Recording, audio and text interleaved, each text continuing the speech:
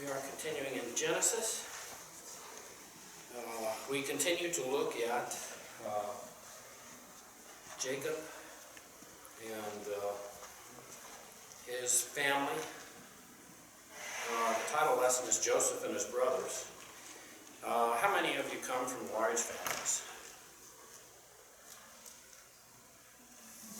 How many of you did not have any siblings?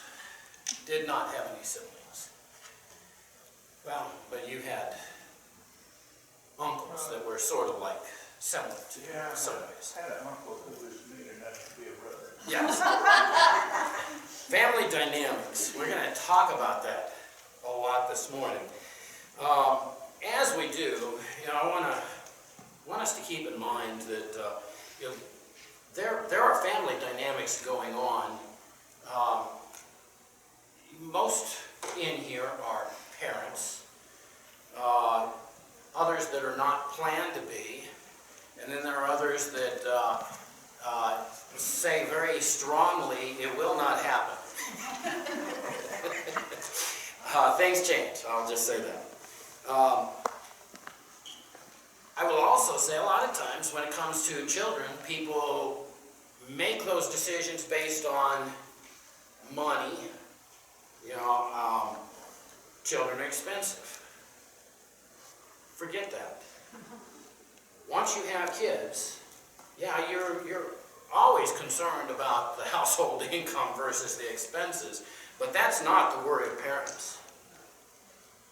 There are lots of things that we identify as the worry of parents. Jacob had a reason to worry about his kids. And we're going to see some. We already saw some of them. We saw two of them slaughtered the men of a city, Shechem. We already saw that. We already know Jacob responded to that in a very distressed manner. Well, his kids don't stop giving him problems. Parents will lose more sleep, most parents, not based on can I feed my kids, but really most of it is what path are they going? How are they going to turn out? What are they going to do in their life? You want your kids to be happy and successful. And I use that term successful. We oftentimes use it in a monetary but successful in achieving a good life. Now, how you define a good life? As Christians, I think we know we need to define it according to God's terms and not man's. Anyway, all of that preamble. The title lesson is Joseph and his brothers. We're going to see some real problems here. We have already seen challenges to the family because of marital issues. In several cases, we have multiple wives. That was not ordained of God. We see children from one wife, children from another, and we see favorites being played. And certainly Ishmael and Isaac, there was the promised son, and then there was the son of the concubine Hagar. We see Jacob and Esau, and Rebekah and Isaac played favorites, and it really created dynamics within the family that were a challenge for the family. And then as we look here, Jacob had how many wives? Well, he worked for two, and then he picked up two more because of the jealousies between the women. And so he had 4 wives and children from all 4 wives. We saw Dinah, who was raped by Shechem, and we saw she was the daughter of Leah. We saw the sons of Leah come to her, to her revenge. Yes. Yeah, it really was more than defense. It was revenge and what happened there. But then we're going to see also within the family of Jacob, Jacob didn't learn from his own upbringing. He continued this pattern of favoritism. So, all right. Let's pick it up here. Well, key verse, Genesis 37:4. And when his brethren saw that their father loved him more than all his brethren, they hated him and could not speak peaceably unto him. The student will appreciate that God will care for his own, although things may get worse before they get better. How many of you were your parents' favorite child? Yes, I was my parents' favorite child. Now the others wouldn't necessarily agree with that, but they loved me more than they loved them, and rightfully so. But this morning, as we look at this, we'll see that there was a favorite of Jacob, and that was Joseph. Let's go back, set the stage. And again, I don't want to spend a lot of time, but going back to chapter 35, we see the death of Rachel, the mother of Joseph. Rachel died in childbirth. If you look in verses 16, 17, 18, and 19. We see that she died in childbirth. So we have Rachel dying and Benjamin coming onto the scene in chapter 35. Chapter 36, which begins our text this morning, really is giving the lineage of Esau, the settling of Esau and his family. The chapter lists the wives of Esau. It lists the sons of Esau. It also talks about the enormous wealth that Esau, along with Jacob, gained in their time. It lists the descendants of Esau and of Seir, who is referred to as the Horite. So we have the lineage of Esau, but we also have mixed in there the lineage of Seir, and we'll see that the two intermarried and their offspring were combined in that manner. Keeping in mind, Esau disobeyed and married Canaanite women. The third wife, man, what was wrong with these guys? What were they thinking? The third wife was the daughter of the son of Ishmael, also referred to as a Midianite. Verse 6, we'll pick up. And Esau took his wives, his sons, his daughters, and all the persons of his house, and his cattle, and all his beasts, and all his substance, which he had got in the land of Canaan, and went into the country from the face of his brother Jacob. So, as we look here, we had Esau coming up from Seir to greet Jacob coming back into the land of Canaan. Esau had asked Jacob to come with him back to Seir. Well, Jacob told him he would go, but at his own pace. Well, his pace was very slow. He actually turned and went northwest to Succoth, and then he went on to Shechem, and we see what happened there at Shechem. He was told, go to the place of your fathers, which was Hebron, and on the way, go by Bethel. He didn't do it. We saw last week what transpired as a result of that, rape and murder, slaughter. But it looks like at the end of chapter 35, we have the death of Isaac, and we have Isaac and Esau coming together and burying Jacob. Well, the indication here is that Jacob may have stayed in the land of Canaan for a while, along with Esau may have stayed in the land of Canaan. Did I say Jacob? Yeah. Esau may have stayed in the land of Canaan for a while, along with Jacob, until, again, just like Abraham and Lot, their livestock and their wealth got to be so enormous that they parted company. Jacob, or Israel, was the one that was promised the land of Canaan. Esau went east, probably southeast, the land of Seir, and there he replanted his family. Now, Esau is Edom, verse 8. Thus dwelt Esau in Mount Seir, Esau is Edom, and we know Edom, we know the Edomites. There's about 130 different mentions of the Edomites. We see that they had problems with Israel, the people of Israel. But they were as prophesied under the thumb of Israel, but when the kingdom split, we're jumping in the future, when the kingdom split, they broke free from the rule of Israel. Again, just as prophesied.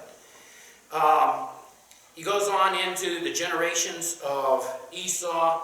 I'm not wanting to cover a whole lot of this, but to just note a couple things. Verse 14, these were the sons of Aholabama, the daughter of Anna, the daughter of Zibeon, Esau's wife. Verse 15, verse 16. Duke Korah, Duke is chief. Duke Korah, Duke Gadam, and Duke Amalek. I call that out why? Where's that name Amalek sound familiar? The Amalekites, that's right. And one of the very familiar passages on that, Saul, as the first king of Israel, was told to go in and destroy the Amalekites. Why? Because of their wickedness. Well, anyway. So, anyway, we see here, he was one of the dukes or chiefs. I think it's interesting to see duke here, which is an Old English term. But anyway.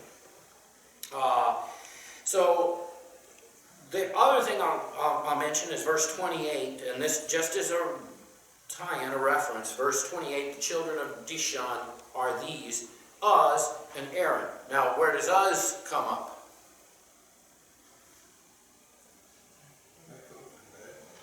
I'm sorry? Yeah.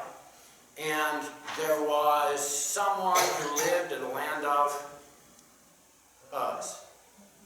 We studied about it, combined with our Genesis. That was Job. Now, again, I don't know for sure that these are the same. Keep in mind that there are names. You'll see Eliphaz mentioned here as part of that lineage of Esau. Verse 12, she bare to Eliphaz Amalek. So this Eliphaz was the father of Amalek, but there are other Eliphazes also. So again, it's not an absolute tie, but very possibly. It is in the region where it's believed that Job was from, and where Teman, Eliphaz the Temanite, was from. All right. The last part of chapter 36 goes through the kings of Edom, basically the lineage. Not dissimilar to the lineages that are given for Israel, where they go down through the line of kings. Why is this important? Why did God give this to us? He had made promises to Esau too, had he not? And the promise was what? Yeah. And here it is, we see, heirs and kings, that it would be a great people. And certainly we see that here in the scripture. One last, verse 38. Saul died, and Baal-Hanan, the son of Achbor, reigned in his stead. Now, why do I call out Baal-Hanan?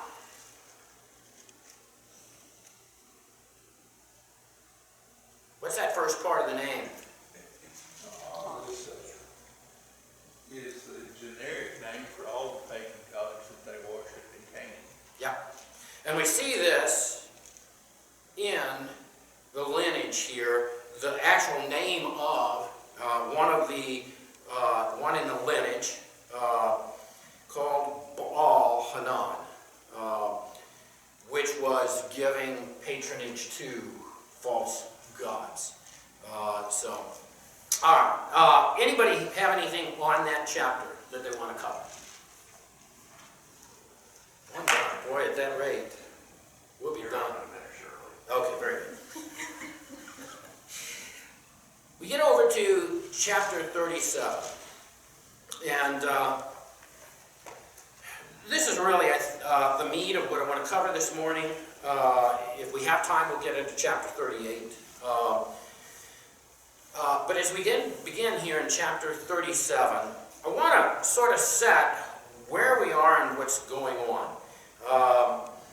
And part of the reason there's a lot of, as I was studying this and looking at comments from others, there's a lot that, as I looked at what they had to say, I thought, where in the world do they get that? There were comments about Joseph being a spoiled child. Maybe. There were thoughts here, and we'll look at this in verse 9, where the dream that in fact, let's read it. And he dreamed yet another dream, and told it his brethren, and said, Behold, I have dreamed a dream more, and behold, the sun and the moon and the 11 stars made obeisance to me. Who's the sun there in Joseph's dream? Jacob. Who's the moon? Rachel, his mother. And the 11 stars? His brothers. Now, this dream, Jacob and Rachel and the 11 brothers all made obeisance to Joseph. We look at, there's two dreams that are really laid out here. One of them, verse 7, are the sons, his brothers. And then here in verse 9, it's the father, the mother, and the 11 siblings, brothers. What's the challenge here? And I say challenge, not in that these scriptures could in any way be incorrect, but when we apply this specifically to Joseph, what do we know about that family picture at that time? We covered it at the very beginning.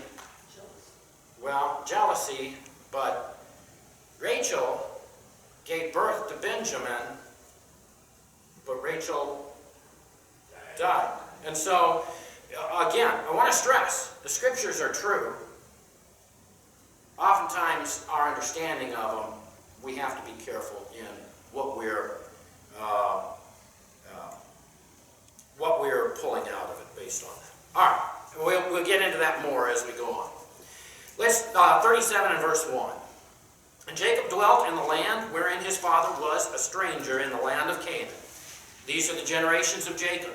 Joseph, being 17 years old, was feeding the flock with his brethren, and the lad was with the sons of Bilhah, and with the sons of Zilpah, his father's wives, and Joseph brought unto his father their evil report, or evil actions. So, we'll pause there just for a second.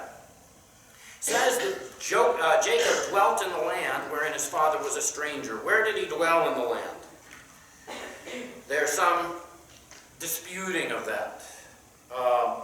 As you look further on, where were his sons? Not here in verse 2, but when you get over in verse 13, where were his sons tending the sheep?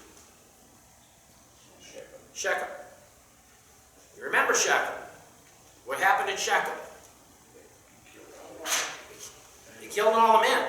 And Jacob, concerned that the people were going to kill them because of it, they moved the family south, and there eventually they finally came into the land that Abraham and Isaac had been in, which was Ephrath, or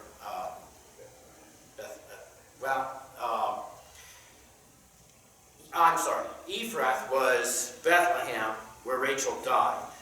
But the family lived, Isaac and Abraham lived where?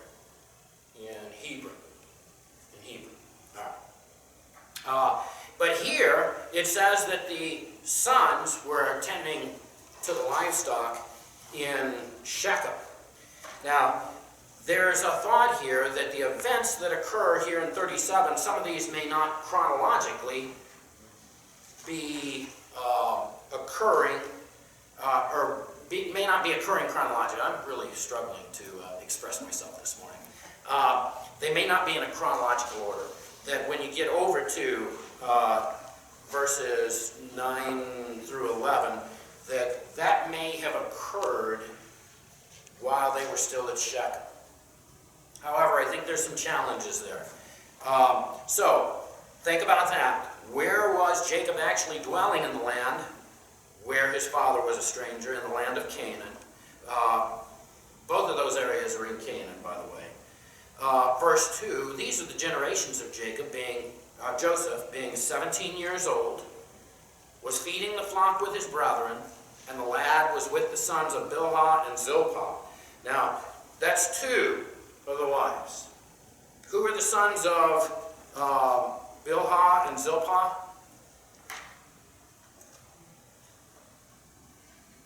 If you go back and look, you'll find Bilhah, it was Dan and Naphtali, and Zilpah was Gad and Asher. So, it wasn't all the sons, but these four. Now, what's key here toward the end of the verse? Joseph brought unto his father. In other words, what did he do? He told on. That's right. The evil report is a report about their evil actions. Now, we're not given the details on what those evil actions were. But Joseph passes on to Jacob, they did thus and thus. Again, going back, looking at other people's thoughts on this, there are some that thought that Joseph was pampered, he was a bit of a snitch, they've got all of this, that personally, I cannot decipher that in the scriptures. You'll have to determine for yourself.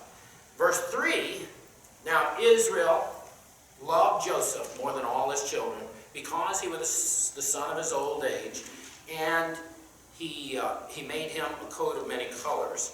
Now, that's very unusual for parents to have a favorite, isn't it?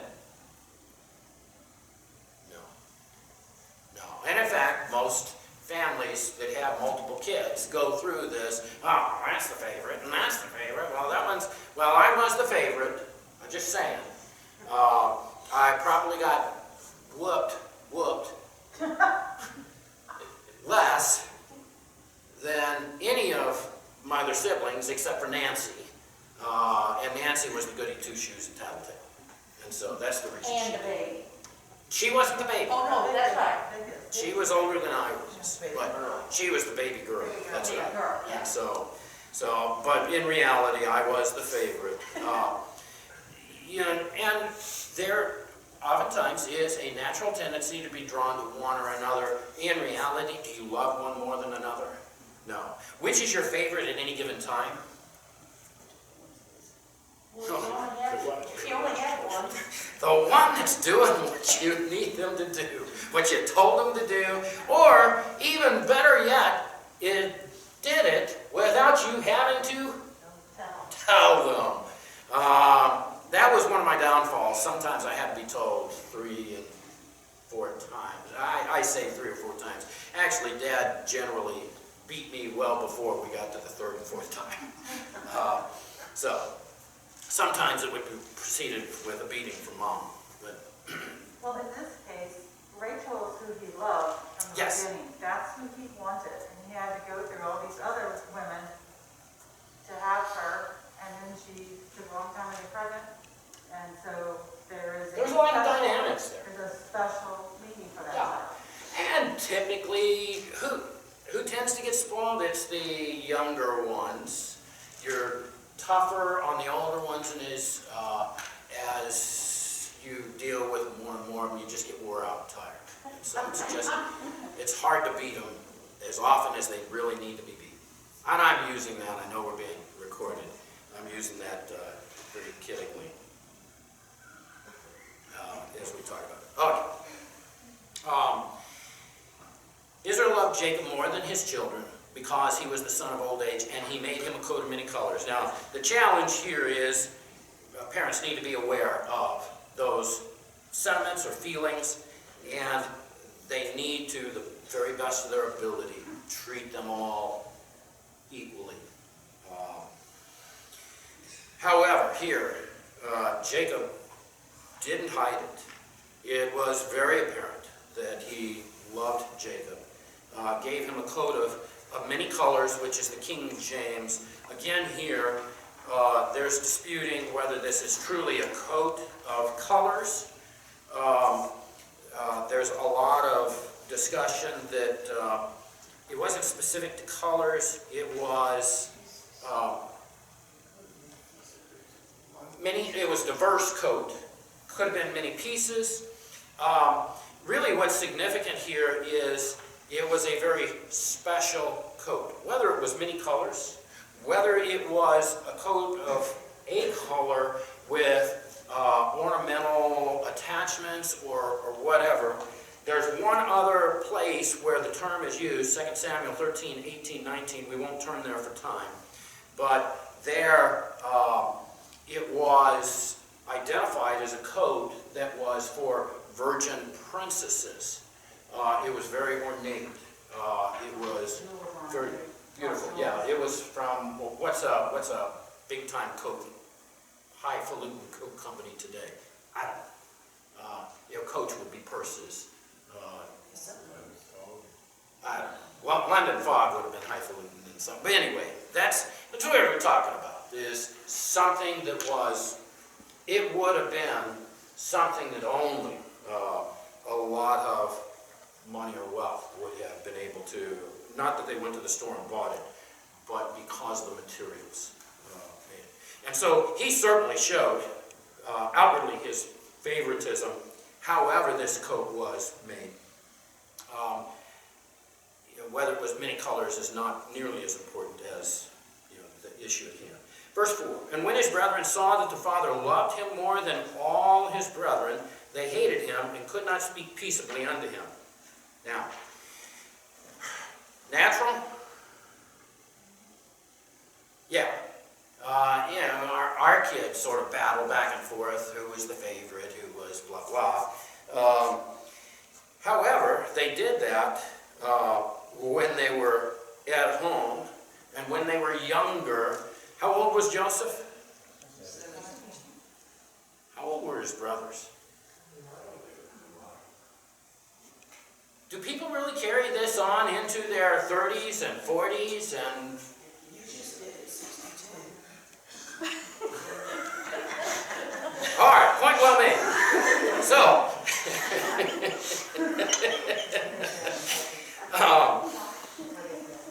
so they saw and were very jealous because of his love for Joseph. They couldn't speak peaceably unto him. It created a major rift. Now, was Jacob aware of this? I don't know. It doesn't tell us.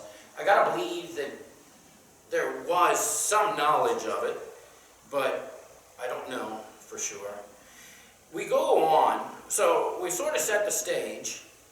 We go on in verse 5. And Joseph dreamed a dream, and he told it his brethren, and they hated him yet the more.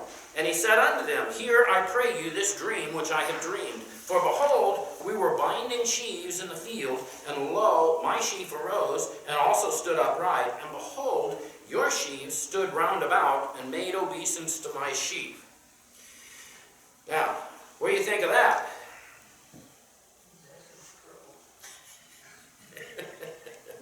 But he dreamed a dream. Now, I mean, you probably dream dreams, and you've told those dreams to your siblings or to others, right? At times. I have. Now, what's the problem with this one? And I say problem in the sense of siblings. Problem of maybe telling it to them. Yeah. Yeah. And it just reinforced that, in their mind's eye, that maybe that Joseph thought he was better than them, and they didn't want to have to bow down to them for anything. He was the thing, or, you know. Is that the attitude they should have taken? I mean, him telling them this dream, did it Did it harm them in any fashion? I don't know, the fact that he had already ratted on. Well, he had ratted on 4 of them, for sure. Yeah, already ratted on 4 of them. And I say that, you know, honestly, weren't there times, you know, I had times where my siblings ran and told. I ran away from home once. We have to recognize God dealt differently with them then than he does now. Dreams had much more significance. Yeah, and that's really what I'm trying to get to here, because this was not just a dream. But here, the indication is this was a dream that was given from God. And it was significant for something future. Now, reading down the road, who doesn't know about Joseph and his brothers in Egypt and all? Was there not significance?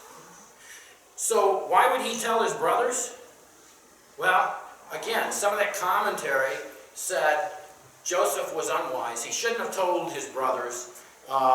He was spoiled. He was arrogant. Again, I don't necessarily get that out of this. He told his brothers, and down the road, what happened? It came true. It was fulfilled, and they were part of it. So, again, you know, I just be careful. You know, as you're studying, as you're looking at Scripture, you know, there is the Scripture, and there are the comments of men. Keep that in focus. Scripture is always true. However, the thoughts of men can be flawed. And I will tell you, you know, this morning, I may not be on target with some of the things as we talk through. Make sure that you're comparing the Scripture and you know, look for guidance from the Holy Spirit as you study it to make sure that you're understanding it correctly. All right. This was an important dream. Now, the other thing is, here Joseph tells them the dream. How did Joseph interpret the dream?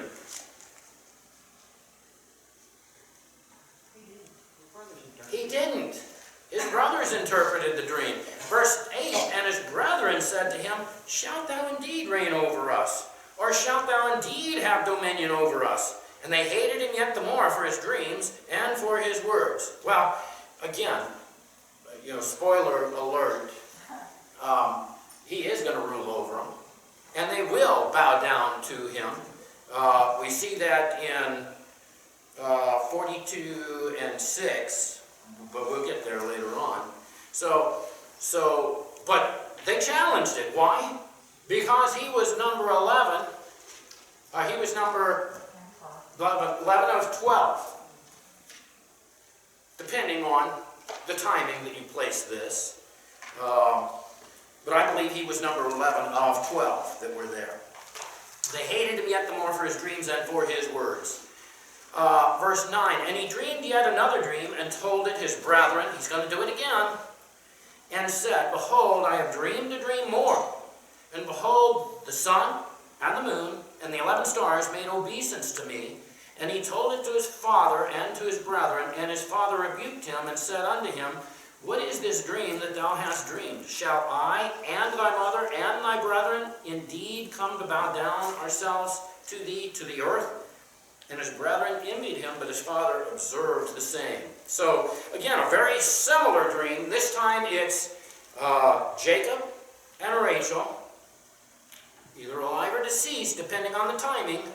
And then we have the 11 stars. Again there, if Rachel's alive, Benjamin's not born.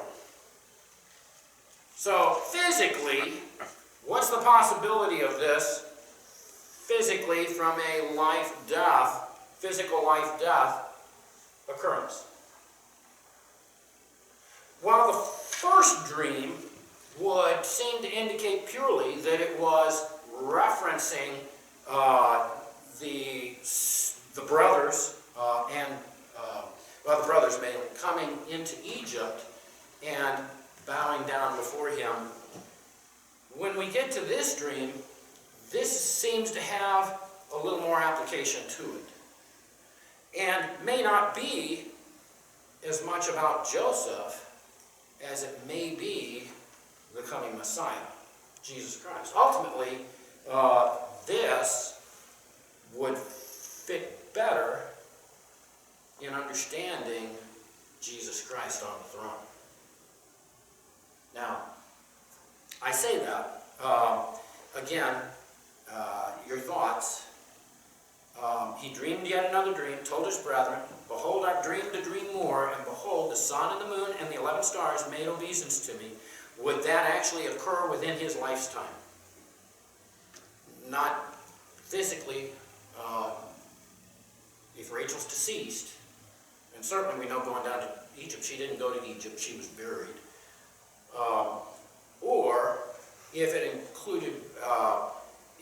included Rachel, again, it just doesn't fit from that physical, and so I believe it has more to it than just that, the immediate family of Jacob. He told it to his father, his brethren. His father rebuked him and said, what is this dream that thou hast dreamed? His reaction's not too different than Joseph's brothers. Shall I and thy mother and thy brethren indeed come to bow down ourselves to thee, to the earth?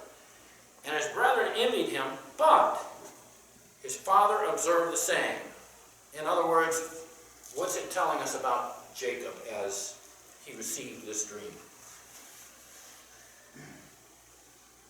They recognized there was some kind of significance to it. Yeah. We have a couple of examples, or we have at least one example of Jacob himself when he fled from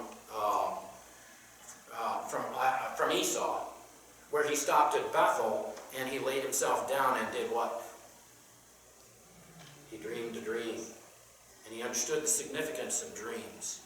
And I think he recognized here that there was something to this. Joseph's brothers did not. They were quite put out by this, as we'll see as we continue further. Verse 12, and his brethren went to feed their father's flock in Shechem. Now, this is where some of those commentators say, well, this really occurred when they were still in Shechem prior to leaving and going down. They were tending to their sheep there, or to their livestock there in Shechem. Verse 13, and Israel said unto Joseph, do not thy brethren feed the flock in Shechem? Come, and I will send thee unto them. And he said to him, here am I.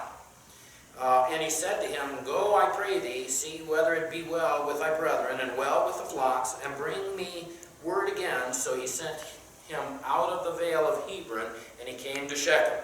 So, from that reading, where do you believe that they are residing? In Hebron.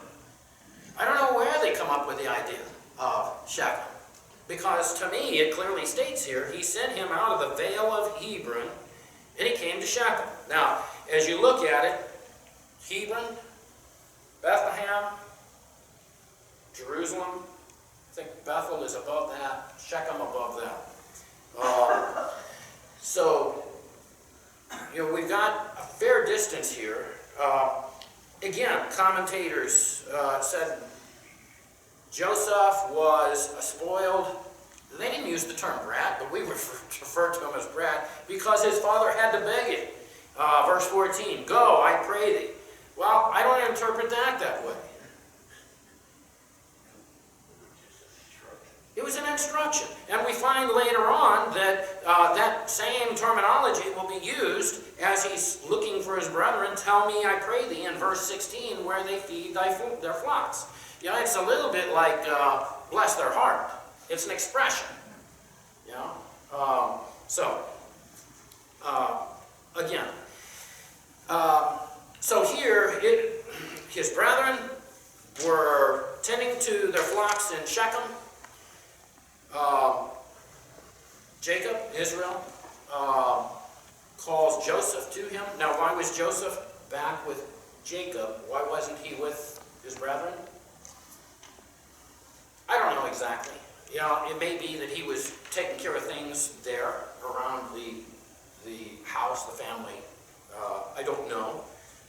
Again, it's one of those pieces that some use to indicate that he was privileged, that he was. So I was really surprised. There was a lot of assumption from different commentators through these passages. And I've seen some of that same kind of interpretation of other things. yeah, why does that happen? And I don't want to get sidetracked too much. We chased rabbits last week. Man's imperfect. Sometimes there's a desire to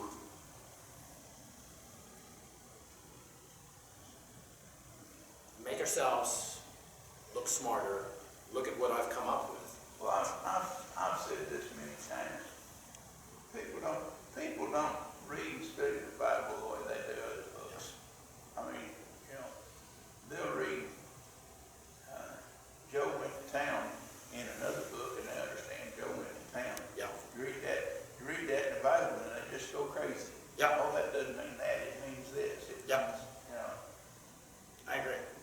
To sort of fit their philosophies, or to have, if you're gonna, how many commentaries have been written about the scriptures down through the years? How am I gonna publish mine unless I don't repeat everything that's That's how we come up with all these new religions.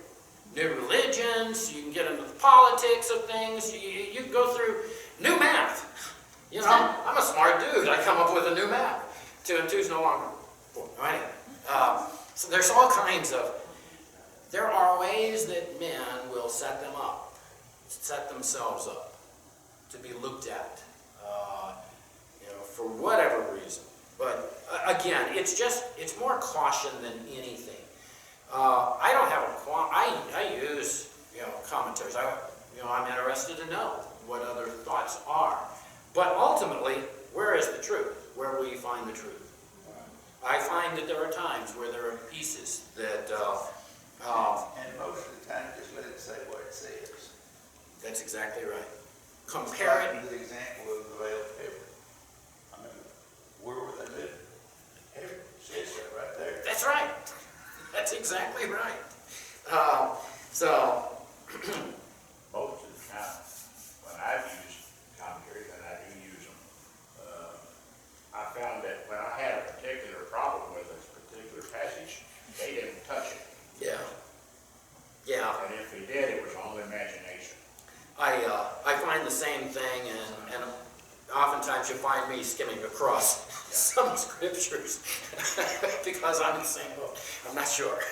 So, all right, moving on. So his brethren were in Shechem. Jacob says to Joseph, "Come and I will send thee unto them." And he said to him, "Here I am. Here am I." Now, to me, that's a response that is a very obedient. Here am I. I'm ready to go. I'm ready to do what you're needing me to do. And he said to him, "Go, I pray thee, see whether it be well with thy brethren, and well with the flocks, and bring me word again." So he sent him out of the vale of Hebron, and he came to Shechem. Now, that's a fair piece, a fair journey. I was looking at it on the map. It may have taken him a day or two to get there. I don't know that it took that long, but it still was a fair piece. Verse 15, "And a certain man found him, and behold, he was wandering in the field." In other words, he was looking where they were supposed to be. "And the man asked him, saying, What seekest thou? And he said, I seek thy brethren, my brethren. Tell me, I pray thee, where they feed their flocks. And the man said, They are departed hence. For I heard them say, Let us go to Dothan. And Joseph went after his brethren and found them in Dothan." Now, Dothan is even further north of Shechem. So, again, he travels to Shechem and then continues the journey to Dothan. And it says 20 miles. I'm sorry, 20 miles? Okay. Verse 18, and when they saw him afar off, even before he came near unto them, they conspired against him to slay him. Now, I don't know how long they had been away from him, but they saw him on the horizon, a ways off. Absence makes the heart grow fonder. Well, it wasn't long enough, evidently, for Joseph and his brothers. Now, this is, as families, we get in squabbles, do we not? Now, 5 minutes, you gotta be kidding. Now, not where there's one child. If there's one child getting in a squabble, then you gotta do something with the child. But where you have multiple children, we'll get into squabbles. Nothing like this. Can you imagine Jacob dealing with his sons and the things that were going on and the things that would happen? They conspired here against Joseph to slay him. That's bad. With serious intent. In the New Testament, that would have been, Jesus said, to even, Think about it. yeah, It's murder. yeah. They said one to another, behold, this dreamer cometh. What was their thought about Joseph? He's in La La Land. He's a dreamer. And he's got that coat on. He's got that coat on. That's right. Verse 20. Come now, therefore, and let us slay him and cast him into some pit. And we will say, some evil beast hath devoured him. We shall see what will become of his dreams. And Reuben heard it, and he delivered him out of their hands, and said, let us not kill him. Now, Reuben, the last we heard from Reuben was what? When Rachel died, Benjamin was born, but He went into Bilhah. that's right. He went into Bilhah and had relations with Bilhah, actually his father's wife. So Reuben was definitely on the outs. He heard it, he delivered him out of their hands and said, let us not kill him. And Reuben said unto them, shed no blood, but cast him into this pit that is in the wilderness, and lay no hand upon him, that he might rid him out of their hands, to deliver him to his father again. Now, what was his reasoning behind this? He might want to get back in the good graces of Jacob. He might have wanted to get back in the good graces. I think that's probably not. And the reason I say that is because when he went back to the pit later on, jumping ahead, and he found that he wasn't there, what was his reaction? He rent his clothes. He was upset. Now, you could say that he was upset out of his own selfishness. His opportunity lost. But anyway, 23. Came to pass when Joseph was come unto his brethren that they stripped Joseph out of his coat of many colors that was on him. They took him and cast him into a pit, and the pit was empty. There was no water in it. And they sat down to eat bread. So he's in the pit. They're eating their meal.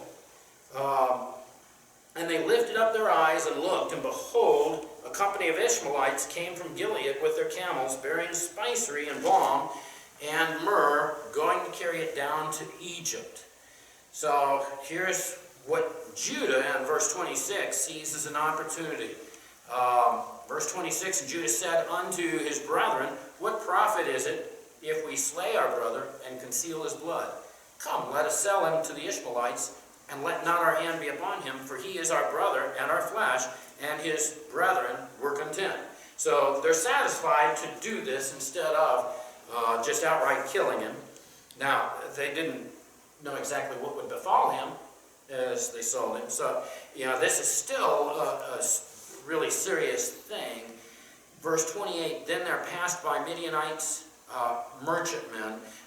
Midianites is a term that's used interchangeably with what nation? Ishmaelites. Ishmaelites, Midianites are oftentimes used interchangeably. And they drew and lifted up Joseph out of the pit. And sold Joseph to the Ishmaelites for 20 pieces of silver, and they brought Joseph into Egypt. Reuben returned unto the pit. Behold, Joseph was not in the pit, and he rent his clothes. He returned unto his brethren, and said, The child is not, and I, whither shall I go? And they took Joseph's coat, and killed the kid of the goats, and dipped the coat in the blood. And they sent the coat of many colors, and they brought it to their father, and said, This have we found. Know now whether it be thy son's coat or no. And he knew it. He recognized the coat, and said, It is my son's coat. An evil beast hath devoured him. Joseph is without doubt rent in pieces. Jacob rent his clothes, put on sackcloth upon his loins, and mourned for his son many days. All his sons, all his daughters rose up to comfort him, but he refused to be comforted. And he said, For I will go down into the grave unto my son mourning. Thus his father wept for him. The Midianites sold him into Egypt unto Potiphar, an officer of Pharaoh's and captain of the guard. So here we see, and this leads to some further studies. And again, these are very familiar, I think, to most everybody here. Was all this according to the will of God?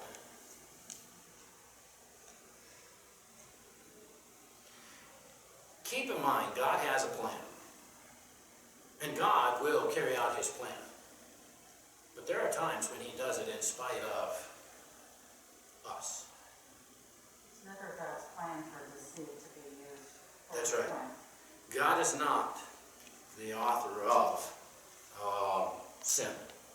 He does not tempt us to sin. He does not cause us to sin. But it's the sin within us that causes us to do those things. God will still succeed. We will not thwart his plan. Evil people will not thwart his plan. You find as you go into chapter 38, Judah and the escapades, Judah goes and marries a Canaanite woman. Why? I mean, we've already seen the problems, but he goes and marries a Canaanite woman. She has 3 sons. One of them was so evil, what happened to him?